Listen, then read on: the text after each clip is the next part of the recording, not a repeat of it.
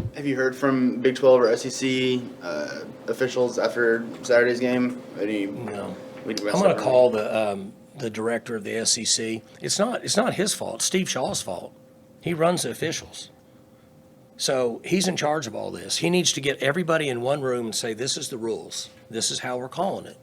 Okay? If a guy barks out a signal and he's in the line, it's a penalty. If a guy barks out a signal and he's back here, it's not a penalty. It doesn't make a difference to me what they call. I just need consistency. Okay? And what upset me was we've done that multiple times and nobody ever said a word about it. And so those officials, it's not their fault either. It's the guy in charge. That's his fault. It's just like celebrations. So how are we going to call celebrations now? No, don't get me wrong, Bowman should have got flagged. He should have got 2 flags.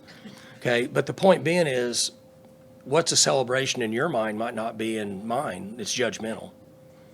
And we need to clean that up. There's only one way to clean it up.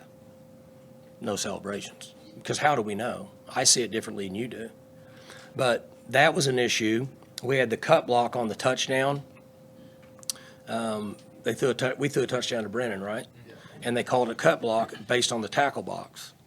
So the tackle box is an imaginary spot that we use for blocking. We use for the quarterback to throw the ball away. And once the play's established based on where the outside leg of the tackle is and the outside leg of the tackle is, that tackle box is established. And that never moves. So if there's anything that goes on outside by rule that's illegal, it's a penalty.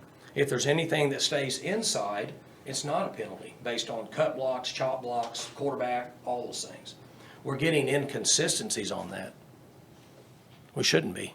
Because there's another one where I got on this end zone where they threw a flag for dribbling, I guess pick playing, but they waved it off saying it wasn't pass interference. And that was which is okay, because in that situation, I saw a receiver catch a ball. I saw an offensive player bump into a defensive player, so I'm not sure. Okay, I'm going to flag it, and then we're going to talk about it.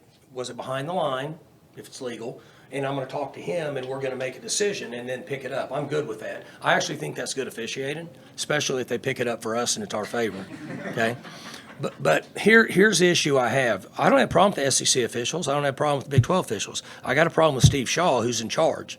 He needs to get them in one room and say, guys, this is what we're calling. Because when I go to play a game and the ACC's officiating, if they make 3 calls that they say, well, this is what we do in the ACC, and it hurts my team, then that's not fair to my team.